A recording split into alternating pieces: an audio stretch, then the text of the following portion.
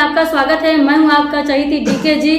आए हुए हैं आज जदयू कार्यालय में। श्री हेमराज सर से बात करते हैं, जो जदयू के प्रवक्ता साहिब हैं। कह रहे हैं कि सर कि 21 दिन से गर्दनी बाग में धरना प्रदर्शन कर रहे हैं। समावेशी शिक्षा जो है समंजन के लिए करना चाह रहे हैं। उनका कहना था ये सर कि जब ज्वाइन किए थे तो मुखिया जब चुनाव मुखिया के द्वारा लिखित हुआ था, तो जैसे शिक्षा मित्र वाला, तो उनको परमानेंट कर दिया जाए। 38,000 सैलरी था उसी टाइम में। हम लोग को मतलब कि यहाँ विशेष शिक्षा है, दिव्यहीन और दिव्यांग बच्चों को हम पढ़ाते हैं, तो हम लोग को ऐसा क्यों? यही उनको मांग है। देखिए, सबसे बड़ी बात है कि जो बिहार सरकार है, जिसके मुखिया आदरणीय श्री नीतीश कुमार जी हैं जी,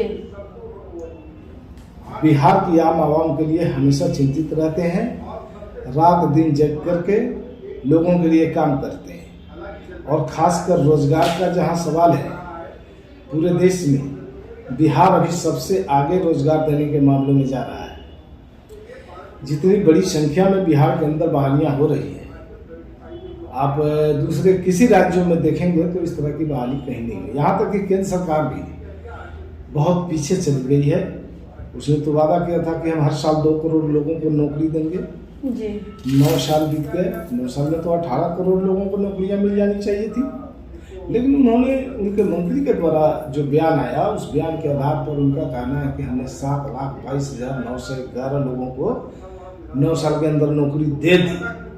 तो इसी में अपनी बहादुरी समझते हैं। दरअसल भारतीय जनता पार्टी की जो सरकार है केंद्र में, एक तरह से नौकरियों पर वो पाबंदी लगाती है। बेरोजगारों की हालत बड़ी देश में खराब है। ये बिहार सरकार एक ही झटके में 1,20,000 लोगों को शिक्षक में कोई नियुक्ति पत्र दे दिया है। और कई विभागों में जो रिक्तियां हैं उसको मंगाई गई है और उस पर बहाली की प्रक्रिया भी बड़े जोरों से चल रही है। द्वितीय चरण के भी शिक्षक बहाली को लेकर के उसकी भी प्रक्रिया लास्ट चरण में चल रही है।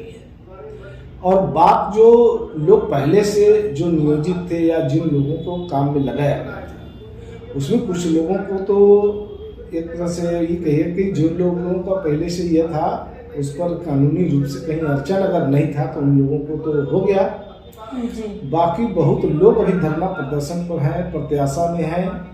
लेकिन सरकार सभी लोगों पर विचार कर रही है। जी। सभी लोगों पर विचार कर रही है। सभी विभागों में जो लोग भी जहाँ काम कर रहे हैं सब पर विचार कर रही है। ऐसी बात नहीं कि सरकार के नज़र में नहीं है, सरकार के नज़र में सभी लोग हैं। लेकिन कानूनी बाध्यता और सरकार की जो क्या कहते हैं, जो संसाधन की हालत है, उस हिसाब से सरकार बड़ी मुस्तैदी से रहकर भी कम संसाधन में सारे लोगों की बातों को सुनने के बाद सबके लिए काम कर रही है।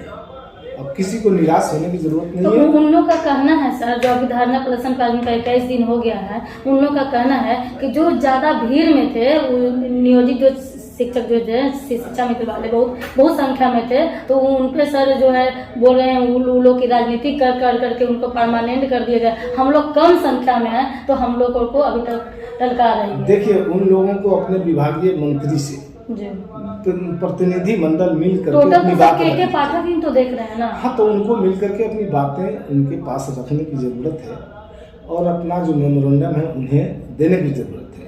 सरकार उस पर निश्चित रूप से गंभीरतापूर्वक विचार करेगी। तो केंद्र सरकार तो सर कह रही है कि मैंने यहाँ तक जॉब दिया, ये किया, और बीजेपी का कहना है कि सबसे ज्यादा जो भ्रष्ट है महागठबंधन की सरकार। इस पर आप क्या कहेंगे? देखिए, भारतीय जनता पार्टी का अब कोई काम नहीं रह गया है। चूंकि जनता के साथ किए गए किसी वादों को उन्होंने पूरा नहीं किया, तो जनता आज सवाल कर रही है कि आपके 9 साल बीत गए सरकार के, आपने जो वादा किया था चुनाव के वक्त, उन वादों को पूरा नहीं किया। यहाँ तक कि सरकार ने तो 2014 में लोकसभा के चुनाव में मोदी जी ने कई जगहों पर कहा कि बिहार में अगर हमारी सरकार बनती है केंद्र में तो बिहार को विशेष दर्जा देंगे। 2015 के चुनाव में भी, जो विधानसभा के चुनाव चल रहे थे 15 में, उस चुनाव में भी उन्होंने आकर कहा कि हम बिहार को विशेष राज्य का दर्जा देंगे या नहीं तो विशेष पैकेज देंगे। तो विशेष राज्य का दर्जा तो दिया नहीं, विशेष पैकेज की बात कहकर चले गए, चुनाव बीत गया। चुनाव के बाद विशेष पैकेज के नाम पर बिहार को झुंझुना थमाया, यानी बिहारियों का अपमान किया। दरअसल उनकी नियत नहीं होती कि बिहार के लोगों के लिए, बिहार राज्य के लिए कोई अच्छा काम करके दिखाए। आपने देखा कि जिन जिन योजनाओं का बिहार के लिए उन्होंने घोषणा किया, सब में उन्होंने जुमला करार कर दिया। एम्स के मामले पर भी राजनीति की, कई मामलों में उन्होंने राजनीति की। यहाँ तक कि अभी सड़क परियोजना लगभग 76,000 करोड़ का जो केंद्र सरकार लटका के रखी है। केंद्र सरकार की तो नियत है बिहार के मामले में, हर मामले को नितिन गडकरी लटकाना, भटकाना, अटकाना भाजपा की नियत है। तो इस तरह से बिहार के साथ हमेशा सौतेलापूर्ण व्यवहार, भेदभावपूर्ण व्यवहार किया है केंद्र सरकार ने। लेकिन बिहार के माननीय मुख्यमंत्री श्री नीतीश कुमार जी कम संसाधन में बिहार का अच्छा विकास किया है, तरक्की के रास्ते पर ले जाने का काम किया है, बिहार की तस्वीर और तकदीर को बदलने का।